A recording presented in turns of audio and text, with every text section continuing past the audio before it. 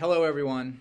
I hope you're well. It is a glorious day outside, and while it is always a privilege and honor to stand before you, today it's a little difficult because I was just outside, and man, is it beautiful. Wish we could. Yeah, one day, perhaps. I know my predecessor tried that. I think there were some logistical challenges involved in pulling it off, but it could not be. I had a rare gap in my schedule a little earlier today, and so I took a walk around the ellipse, working my BlackBerry as I went, and it was beautiful, spectacular. So that's why I'm in such a good mood. And I put on a beard and some sunglasses. Nope, unmolested. So before I take your questions, it's a fair word. Before I take your questions, I have a couple of announcements. Settle in. Before departing for Los Angeles, President Obama will deliver a statement in San Jose on Friday morning about the benefits of the Affordable Care Act for working Californians and all Americans. He'll highlight the promising news that, despite dire predictions, early data on insurance competition and premiums in the state show that ACA, the Affordable Care Act, is creating quality, affordable choices for Californians who plan to buy insurance this fall. California is the largest state with the biggest insurance market in the country. And with nearly 6 million uninsured, the state is also a critical part of the effort to sign up Americans for insurance. More details on his statement will be released as they become available. Second announcement. As part of the Obama administration's all-of-the-above energy strategy to continue to expand domestic energy production, earlier today, Secretary of the Interior, Sally Jewell, announced that the administration will hold the first ever competitive lease sale for renewable energy on the U.S. Outer Continental Shelf. The auction, scheduled to take place on July 31st, will offer 164,750 acres offshore off of Rhode Island and Massachusetts for commercial wind energy leasing. The announcement comes on the heels of the Interior Department's approval yesterday of 3 major renewable energy projects in Nevada and Arizona, which, when built, are expected to deliver up to 520 megawatts to the electricity grid, enough to power nearly 200,000 homes. Since 2009, Interior has approved 25 utility-scale solar facilities, 9 wind farms, and 11 geothermal plants with associated transmission corridors and infrastructure to connect to established power grids. When built, these projects could provide more than 12,500 megawatts of power, or enough electricity to power more than 4.4 million homes, and support an estimated 17,000 construction and operation jobs. All of these efforts support the President's commitment to expanding American-made energy, including increasing renewable energy production, which doubled in the President's first term. In April, the Department announced that it will hold a 21 million acre offshore oil and gas lease sale in the Gulf of Mexico, which builds on the 39 million acre sale held in March and a 20 million acre sale held last November. Domestic oil and gas production has grown each year that President Obama has been in office, with domestic oil production currently higher than at any time in two decades. Again, domestic oil production is currently higher than at any time in 2 decades. Natural gas production is at its highest level ever, and renewable electricity generation from wind, solar, and geothermal sources have doubled. Combined with recent declines in oil consumption, foreign oil imports now account for less than 40% of the oil consumed in America, the lowest level since 1988. That's announcements 2. Actually, the third one isn't really an announcement, but I hope some of you were up early enough to get our press release that we sent out where the President announced that he is taking 5 executive actions and making 7 legislative proposals to address the problem caused by certain patent-holding firms who abuse the patent system, clog it with litigation, disrupt innovation and competition. Some people, their detractors, call those firms patent trolls, and so do we, which is why we believe that innovation and not litigation is the way to go when it comes to patent trolls. Yeah, it does a little bit. But remember those pencils with the troll hair? With that, I'll take your questions. Darwin. Thank you. You should go for a walk more often. I'll tell you, there are days when I come in the morning and I leave in the evening and I realize that I never left the West Wing, and that We all need to walk more. There was that great article in the New Yorker about treadmill desks. Did anybody see that? They seem a little risky, right? You know, you could, but I was thinking, no. Right. Walking's a good thing. Sorry, Darlene, go ahead. Thank you. Is there any reaction to the reports out of Paris with the French foreign minister saying that tests confirmed that sarin gas was used in Syria multiple times? What I can tell you about that is that we have worked very closely with the French, as well as other allies, as well as the Syrian opposition, to build on the information that we had developed about the likely use of chemical weapons in Syria. And we continue to work with the French and the British and others and the Syrian opposition to do that. I would note that the French report that you're citing says that more work needs to be done to establish who is responsible for the use and the amount that was used and more details about the circumstances around it. And that is, of course, what we said when we made that letter available that was sent to members of the Senate discussing the information that we had and that we need to build on as we investigate the likely chemical weapons use in Syria. As the President made clear, we need to expand the evidence we have. We need to make it reviewable. We need to have it corroborated before we make any decisions based on the clear violation that use of chemical weapons would represent by the Syrian regime. So we will continue in that effort. There was a UN report today along the same lines. How much longer before the U.S. will be able to say definitively whether it believes Assad has used? I don't have a timetable for you, but we are working very assiduously on this issue with our allies, with the Syrian opposition. We obviously have been pressing for the United Nations investigation team to be allowed into Syria to pursue that investigation into the possible use of chemical weapons. President Assad has, having called for that investigation, has consistently blocked the investigation and not allowed investigators in, but we continue to press for that. But we are not relying on the United Nations alone. We are aggressively pursuing other avenues to gather the evidence that is required here. And I can assure you that we are working very diligently as an administration with our allies and the Syrian opposition on this matter. I think we would note that as the U.S. delegation to the Human Rights Council said yesterday in their statement, that we agree with the inquiry's expression of serious concern for the unacceptable levels of violence being perpetrated against the Syrian people. And I would note that we are deeply concerned by the continued fighting in Qusair and condemn the indiscriminate killing of civilians by Assad's forces and his proxies, including Hezbollah fighters. The regime's siege of Qusair has created a dire humanitarian situation with severe shortages of food, water, and medicine. We are appalled by the regime's statement that they will not allow the International Committee of the Red Cross to enter Qusair to aid trapped civilians until its military operations are completed. We call upon the Syrian government to cease its siege and its attacks on civilians, to allow civilians to escape Qusair without the threat of violence, and to allow immediate and unimpeded access for all humanitarian actors and supplies into Qusair. We are also concerned about the spillover violence into Lebanon, which we've discussed in the past, and which highlights the risk of regional instability from Hezbollah's intervention on behalf of the Assad regime.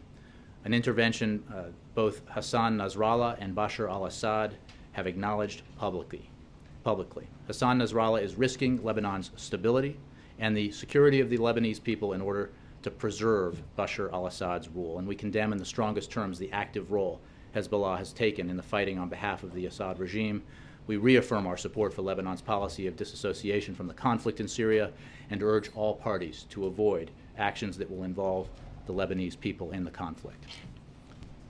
Yes, Mark. Jay, just following up on Darlene's question, do these two statements or reports of evidence, actual evidence of toxic weapons, inconclusive though they may be, raise the U.S. concerns about what's going on there in any way?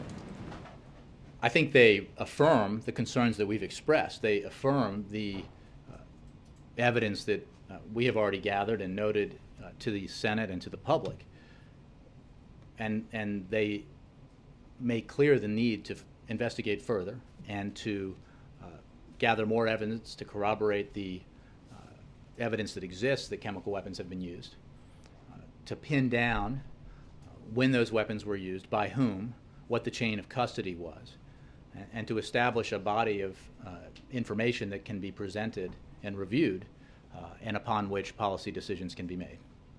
About Turkey, Turkey's deputy prime minister recently said the crackdown on the protests had been excessive and unfair. He apologized to the protesters.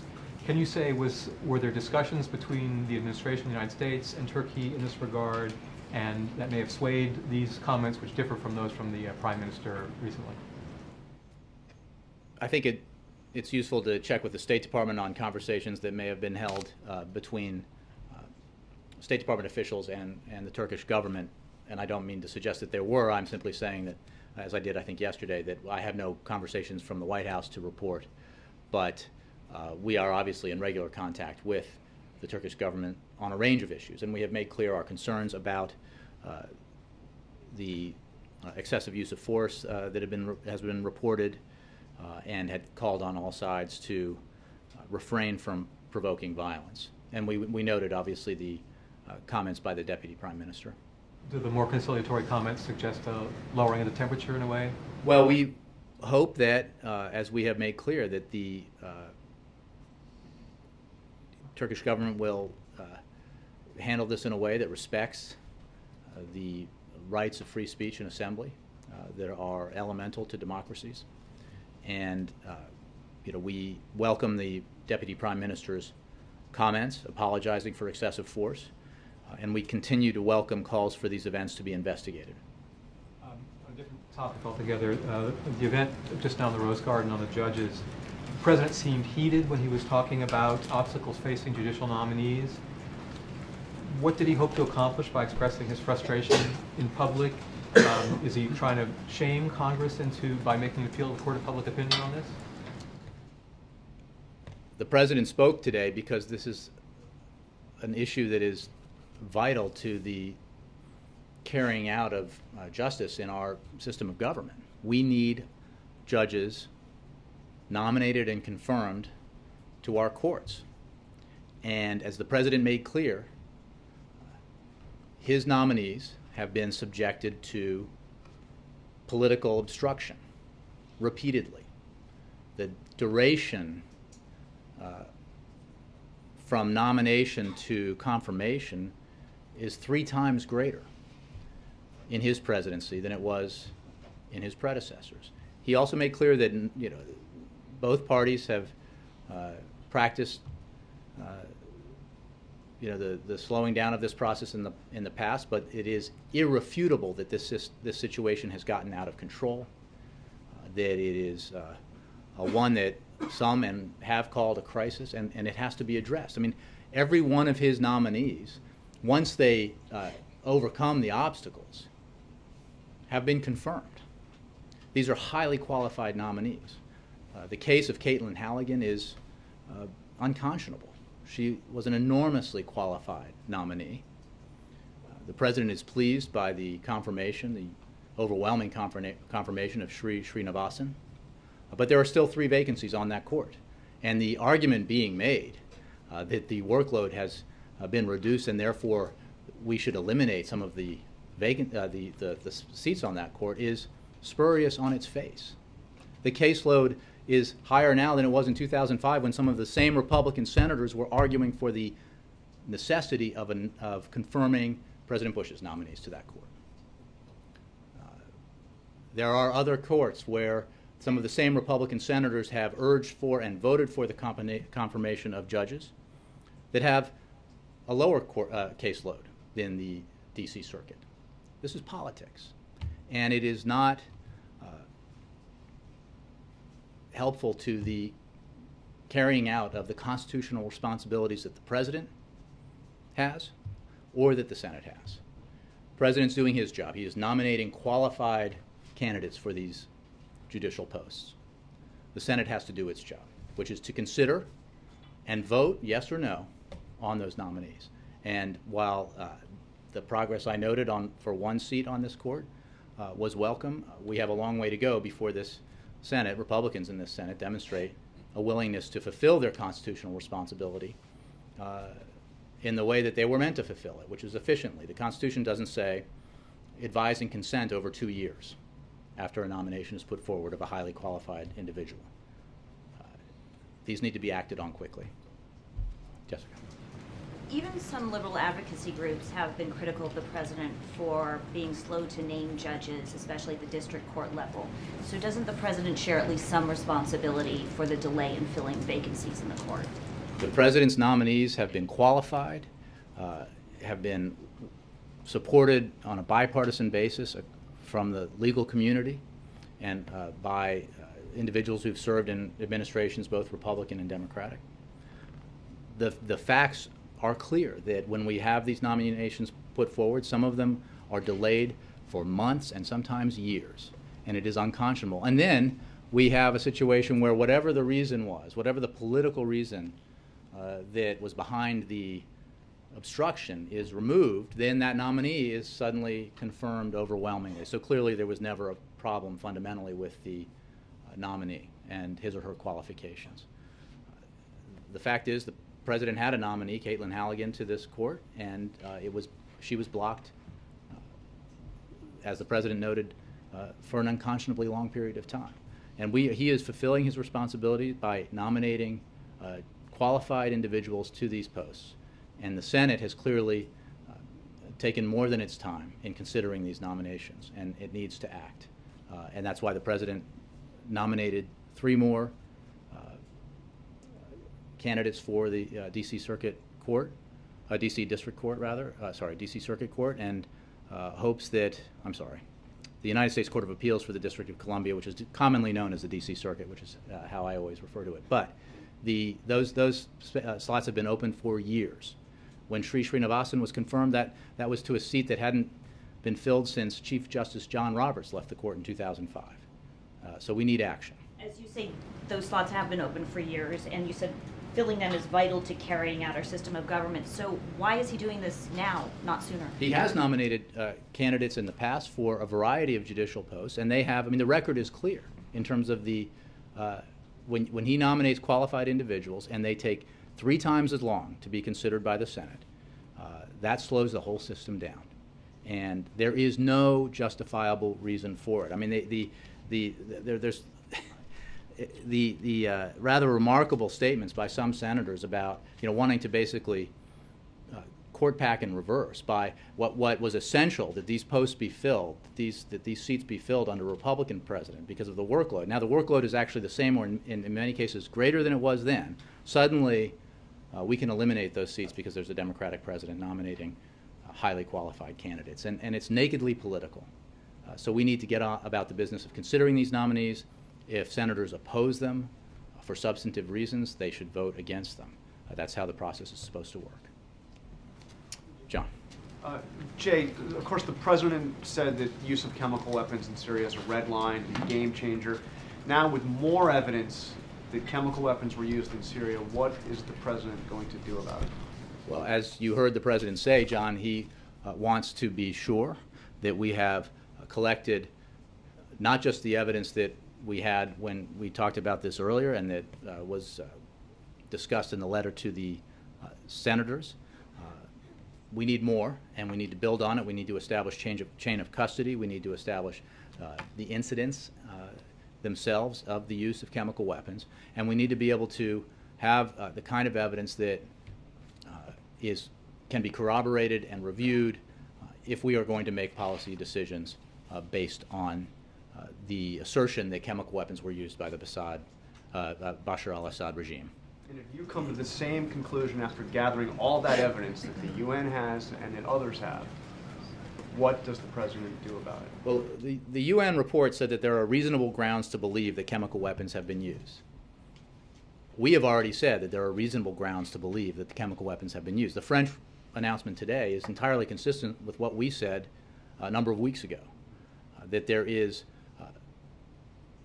evidence that exists that establish reasonable grounds that chemical weapons have been used. And we have made clear that we believe that if chemical weapons were in fact used in Syria, they were used by the Assad regime. We are highly skeptical of claims that the opposition used chemical weapons. The chemical weapons in Syria, we believe, have been and remain under the control of the Assad regime. But we need more information. Others have said, and I think it is worth noting, that the case for Saddam Hussein having weapons of mass destruction was stronger than the case initially presented for the use of chemical weapons in Syria. And I think that it is essential, and I think the American people expect, that we take that evidence and we build on it, and we build on it until we know what we have and we can present it. And that's what the President is insisting we do. What I'm asking is what he will do once... What he will do if that red line, if he is convinced that red line has been crossed. I think the President will be the one to make that announcement when he decides on action to be taken, if action is to be taken, if we establish the evidence necessary. But action will be taken if you are... I think the President made clear that he would consider the use of chemical weapons by Assad, by his regime, to be a game changer, to basically, well, a game changer is the phrase he used, but that this would be cause for an evaluation or reevaluation of our policy options. But I'm not going to get into specific choices. I have said all along, as he has and others, that we retain every option available to us to address this situation in Syria. And that is certainly the case today. And another subject, the President, you have two veto threats that were issued yesterday on the Veterans Appropriations Bill and Homeland Security Appropriations Bill. And it seems like we'll do this for all the appropriations bills based on if I'm reading it correctly. Is the President threatening a government shutdown if the Republicans don't come his way on this? The President is making clear that Republicans need to keep their commitments based on the agreements of the past about spending levels. And it is not acceptable to change those levels in a way that does inordinate harm to average Americans out there when there is a refusal by the Republicans thus far to agree to the basic principle that we should be able to find common ground if everybody's willing to compromise a little bit when it comes to deficit reduction. So, I think you're over-interpreting this, and I think that the statements that we've made about these appropriations bills are clear, and I think they reflect the President's judgment that Republicans need to honor the commitments they've made. Well, he's saying Republicans don't do that. He's going to veto the spending bills, which means there's a government shutdown, right? Well, John, I think you're extrapolating in a hypothetical about outcomes. It's a veto threat for an appropriations bill. I mean, that means... Exactly, and to suggest that immediately leads to a shutdown, it would leave out a great deal of how the legislative process works and has worked in the past. We're making clear our opposition. Hey, John, we're making clear our opposition. You're predicting outcomes that aren't necessarily the case. What we're saying is we need to honor the commitments that we've made, and that's reflected in the statements of administration policy. In other words, the statements of administration policy are for now. The President is not not interested in... You're asking, John was asking me to predict the future of the outcomes of how Republicans in Congress will react to... I asked if he was threatening a government shutdown. And the answer is no. Obviously, he's not threatening a government shutdown. He's making very clear, the statement of administration policy and the views of his advisors is clearly stated, but it is not a broad statement about outcomes here. It's a statement about how we should responsibly fund our government in ways that keep the commitments that Congress has made in the past to the American people. Let me ask you about the Associated Press story today that described what it called a variety of senior administration officials possessing secret email addresses. And I'd like to ask you a couple of questions about that. One, what is the standard of transparency this administration is going to use in FOIA requests about these things or in disclosing these going forward? And is it, or has it been the policy of this administration, whenever there's a congressional inquiry about email traffic on a given subject, that both the established email address and the secondary or secret one is always given over to Congress? Let's be clear. This is a practice consistent with prior administrations of both parties, and, as the story itself made clear, any FOIA request or congressional inquiry includes a search in all of the email accounts used by any political appointee. So the answer is all of this information is provided. Having alternate email addresses for cabinet secretaries and other high-profile officials makes eminent sense, much as it does for columnists, for example, of major publications, who provide email addresses for their readers but have alternate work email addresses so that if they are inundated in one account with either public emails or spam or the like, that they can continue to use their other account for normal work. And that is the case with officials of this administration, officials of the previous administrations who have had email addresses. And the fundamental question here in terms of FOIA requests and congressional inquiries is that all these email addresses are included. Well, you mentioning previous administrations, the use of these alternate email addresses for political purposes did become a bedeviling. No, you're talking about private email accounts. I am talking about work email accounts, and that's what this article was talking about. So let's not confuse this. It is obviously counsel very clearly that we do not use and should not use private email accounts for work. But this is an issue about alternate work email accounts, all of which are part of and are included in searches for FOIA requests and congressional inquiries. There's nothing secret about this. There's nothing secret. It's about having a public email address as well as a one for internal, workings. But they're all available for when FOIA requests are made and congressional inquiries are conducted. You mentioned the President's going to give remarks in California about the ACA. I'm curious if you're aware of a legislative effort in South Carolina to empower the Attorney General there to sue any business, including health insurers, if they in fact implement any of the President's health care law in that state, in that jurisdiction. I'm not aware of that, no. Do you have any general reaction to any state level legislation of this kind, which would operate outside of the litigious challenges to the law? I would hesitate to offer an opinion based on that, except to say that we are very much about the business of implementing the Affordable Care Act, which has already provided benefits to millions of Americans, whether it's the allowance to young Americans up to age 26 to remain on their parents' health insurance, or preventive free screenings for millions of Americans, assistance to seniors to pay their prescription bills. These are benefits that are already enjoyed because of the Affordable Care Act, and as we implement the bill further, millions more Americans will have access to insurance that they did not have before, and we're very much focused on that, and progress on that continues. One last thing on the D.C. Circuit. In the context of Senate consideration of Sri Srinivasan's pending nomination, Majority Leader Harry Reid said there is a crisis on the D.C. Circuit, mentioning several opinions from that court that he disagreed with. I would imagine the administration also disagrees with. Does the President believe, and was one of the reasons for putting these three nominees up today, to address a crisis in not just the court itself, but its recent rulings that have either been disruptive to or displeasing to this administration? The President believes that this court, which is commonly referred to as the second highest court in the land, should be fully staffed.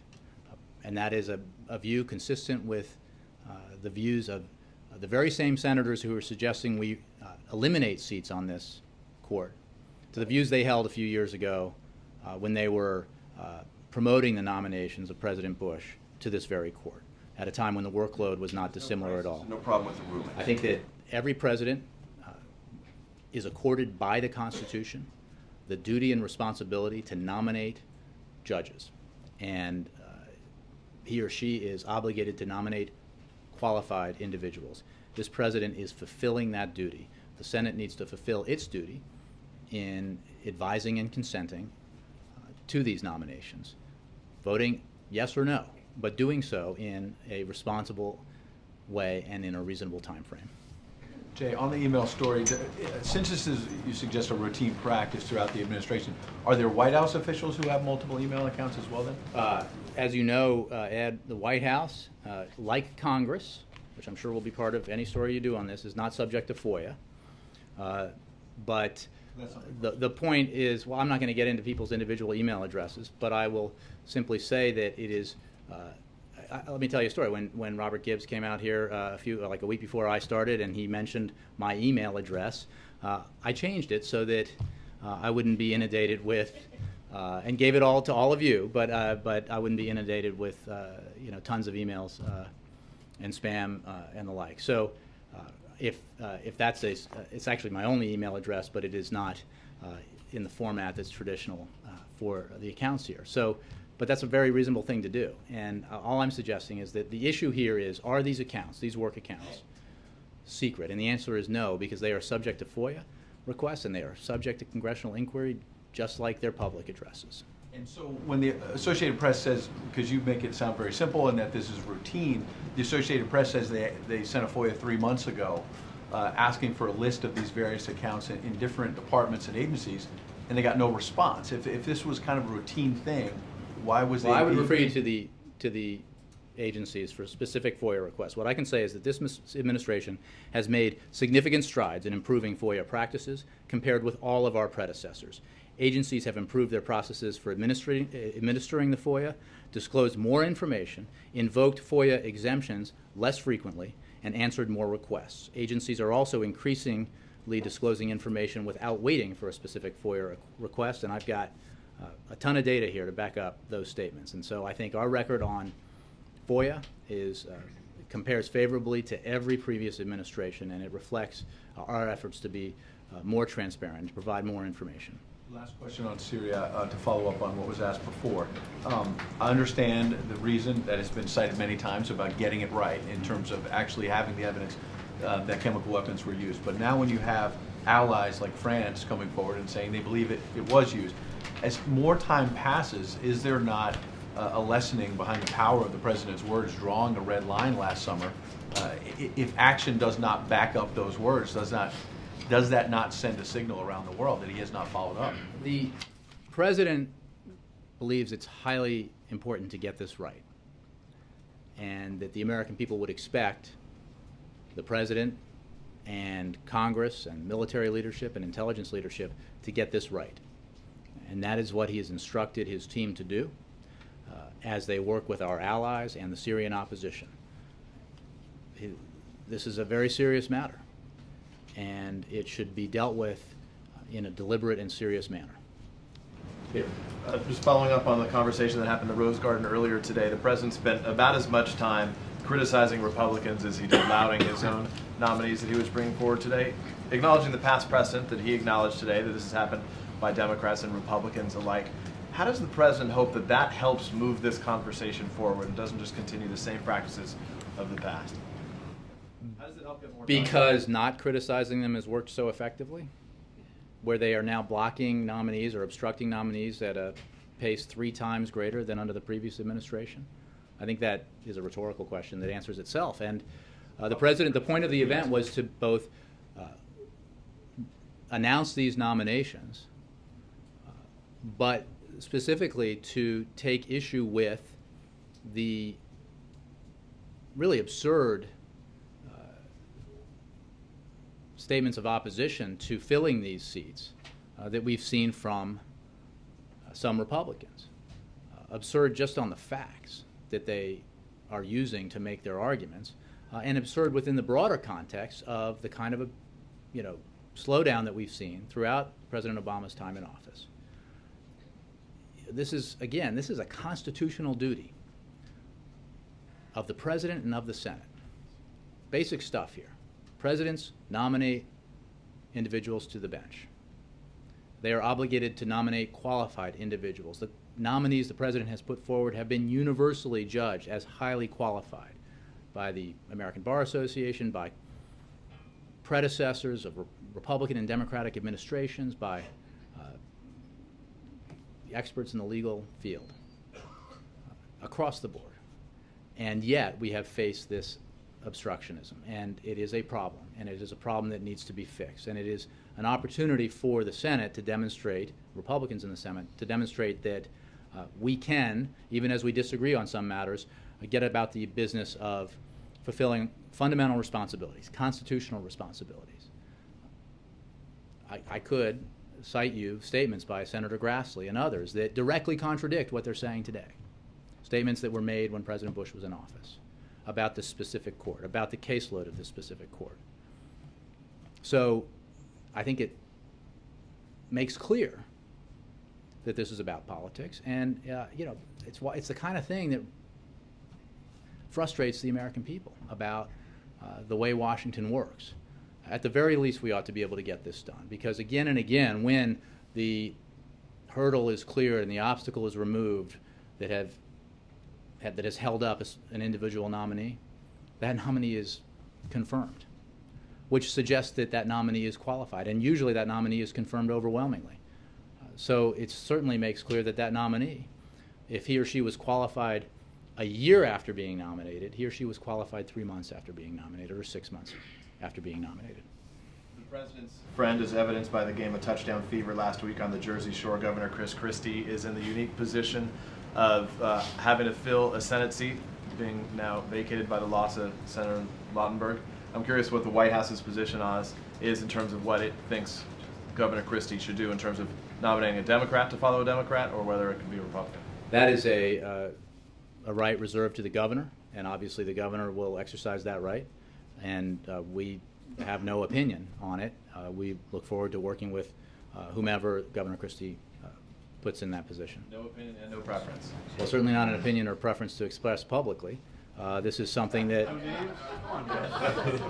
any Jersey residents here want to put themselves forward? No, this is obviously something that is a right reserved to the governor, and one that I'm sure he will exercise, and we will work with whomever he appoints. Phil. Jay, on the D.C. Circuit Court nominees today, what was the motive behind nominating all three of them at once? That seems like an unusual move. What's the strategy there? What does he hope, the president hope the Senate does? Does he expect the Senate to take up all three of the nominees together and vote on them around the same time, or would he be satisfied if they were staggered? Well, procedure in the Senate, strategy in the Senate, we generally leave to Senator Reid and the committee chairman. So I would ask you to raise that with them. The president nominated these three individuals because, having successfully seen the confirmation of one enormously qualified nominee, which was very welcome, and having three nominees ready to be nominated for the three still unfilled seats to that court, the president decided that we would nominate them all together. And I think that if you look at the qualifications and backgrounds of the individuals he nominated today, I think you see in these three nominees a reflection of the high standards that the president has placed on all of his nominees and on the nomination process. These are enormously qualified individuals in both legal scholarship, on the bench, and in practicing law at both defense and prosecution. So, private and public. They should be confirmed. They are qualified and have support from Republicans and Democrats. So the president hopes that, as he made clear today, that we can move beyond the sort of politics of this process and get about the business of seating highly qualified judges on this court. Justin.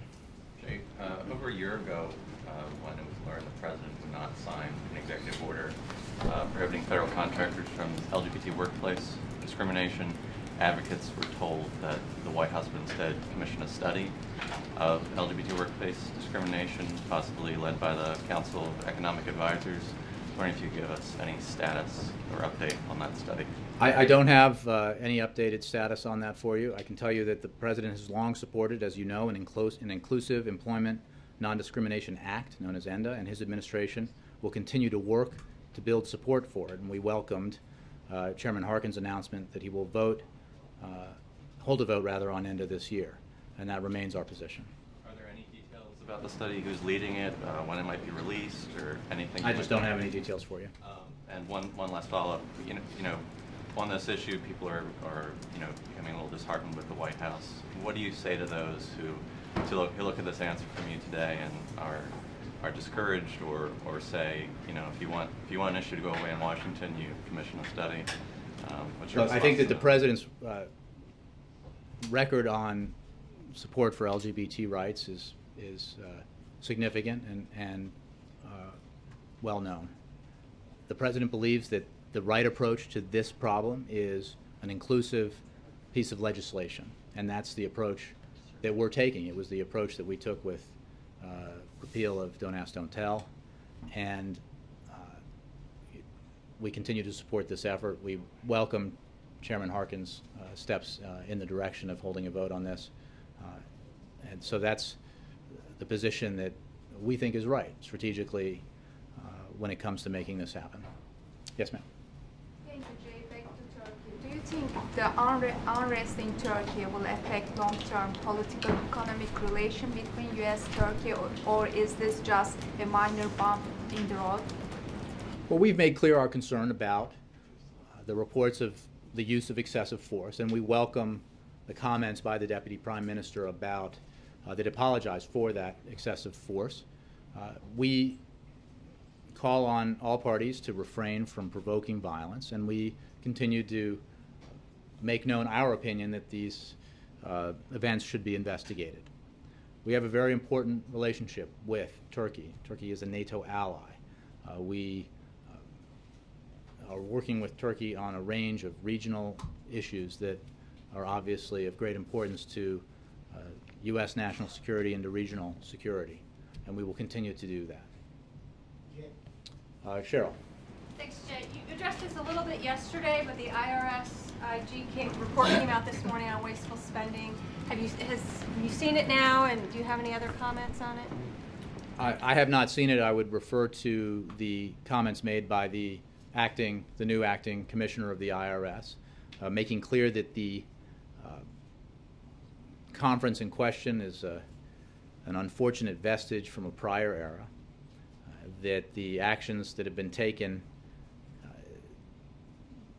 to rein in this kind of activity have resulted in a drop in travel and training expenses of more than 80% since 2010.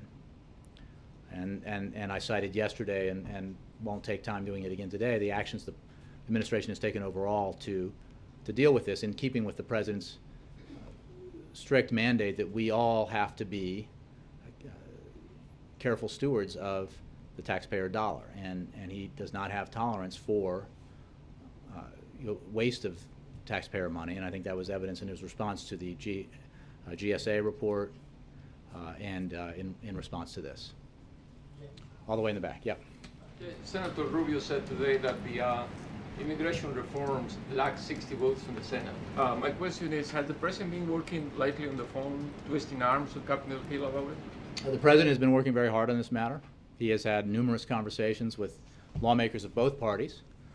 We remain encouraged by the progress being made in the Senate. We believe that the bill that emerged from committee is in keeping with the principles the president outlined 2 years ago now when it comes to comprehensive immigration reform. But there is much work that needs to be done. I'm not counting votes right now. I would refer you to Senate leaders for that. But we look forward to the bill moving to the floor, to a healthy debate, and to passage of comprehensive immigration reform in the Senate with bipartisan support that reflects the principles the president has long espoused. It will not be everything that the president would want. It will not be written exactly the way he would write it. But I think that would be true of every strong supporter of comprehensive immigration reform, whether that supporter is a member of the Gang of Eight or someone who's not even in the Congress. It won't be exactly what everyone wants. It can't be, because it will have, hopefully, broad bipartisan support. But it will be, we hope, in keeping with the president's principles. I think I promised, sorry, yes.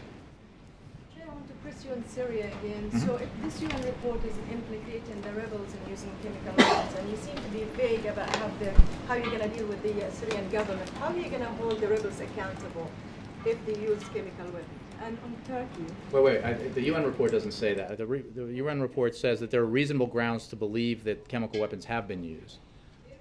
That implicate variables as well, it's not just the government. Well, that was a statement from a number of weeks ago. I don't think that's reflected in today's report.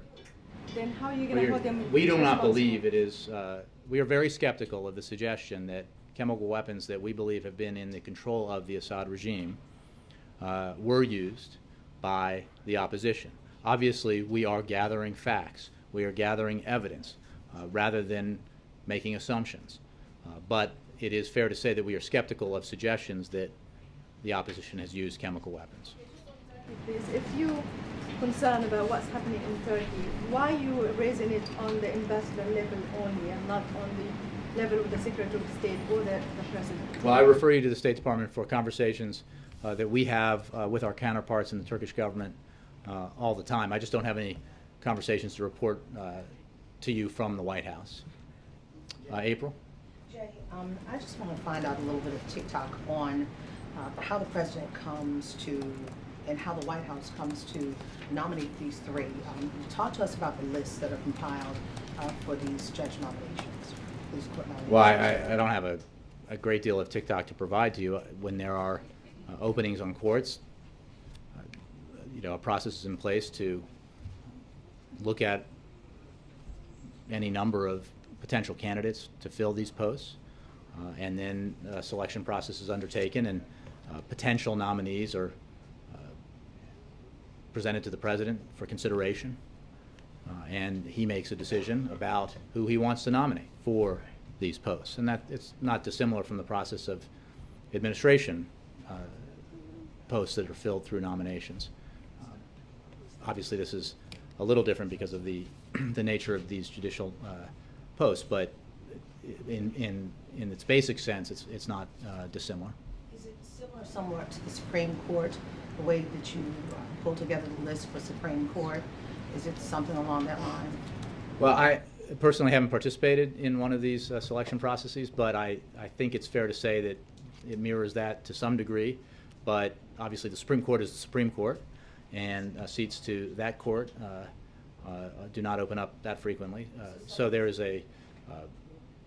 probably a more intense level of consideration in that process. But for this court, I mean, let's be clear, this is a court that is commonly viewed as and considered the second highest court in the land. This is an extraordinarily important court that decides cases that affect every American, and that's why it's important to have it fully staffed with highly qualified judges. So since this court is so important, were these names already on the list, or was there a list already? I don't have a lot because of... for the Supreme Court, we know when you walked in the door, there was a list. There was a standing list already of some names. Well, that's what people assume in the... Well, we were told. I just don't have a lot of insight to provide to you about the sort of internal process of selecting nominees for this court, except that it's rigorous, and the threshold is candidates who are extremely qualified. Olivia. Jay, some veterans groups are getting pretty upset about the backlog in the processing of disability claims. One group told us it's time for the President to step up and get more personally involved in the process of reducing that backlog. Does the White House plan any new initiatives on that, or have you done all you can? No, we believe very strongly that this is something that requires commitment and dedication every day. The President is deadly serious about the need to deal with this problem. He's made clear that he expects results. Too many veterans are waiting far too long to receive the benefits that they have earned and deserve, and it's unacceptable. He's directed, the President has, Secretary Shinseki, to fix the problem and to eliminate the backlog by 2015. And he is clear that he expects results. As you know, and as Dennis McDonough, the Chief of Staff, said in April, this is a national priority. At least that's how it's considered in this White House, and that's been made clear administration-wide. And it's something that is the efforts to address and deal with the backlog are monitored regularly here at the White House because this is a very high priority. One more, Laura. Oh, and then sorry, my Time magazine. I'm going to try to go back to Syria. It's 8 o'clock at this moment in Paris, and the French Foreign Minister Laurent Fabius is on an evening news, and he's suggesting that for the French, the red line has been crossed. Do you support the French position? Well, Laura, I've answered this question in several different ways. The report I read is that the French believe that there are grounds to suggest that chemical weapons have been used, but that more evidence needs to be gathered, which is exactly the position that this administration holds. And we work very closely with the French and the British and others, as well as, importantly, the Syrian opposition, in gathering evidence and corroborating evidence and reviewing it and making sure that we have hard facts. And our partnership with the French on this is very close. So we will continue to work with the French, the British, the opposition, and others as we gather the evidence that we believe we need to gather as we consider our options policy-wise in Syria. But officially the French are saying that they have evidence tonight. Again, I would point you to the reports and the fact that they said that more evidence needs to be gathered about who used the weapons, where they were specifically used, and that's the position that we enunciated a number of weeks ago. Zeke, last question. Troll executive actions. Is that troll? Really? Hold it up again. It's good. You didn't see it, April? Come on. Innovation. Is that a White House graphic? Innovation. Yeah, we had somebody draw it. No, it's innovation, not litigation. Fair use. I didn't. So I wanted one of those troll pencils to bring out, but they don't have them at CVS. Jay, is this related to the President's Silicon Valley fundraiser on Thursday night? Is this No. The President addressed this, as you know, earlier this year.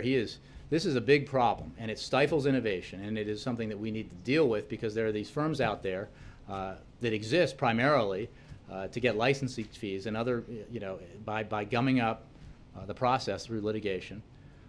And it does great harm. It costs, I think, $29 billion in direct costs, and that's a problem. We are blessed in this country because of our system and our economy and the quality of our universities and the quality of the people who work in fields of innovation that we are constantly on the cutting edge.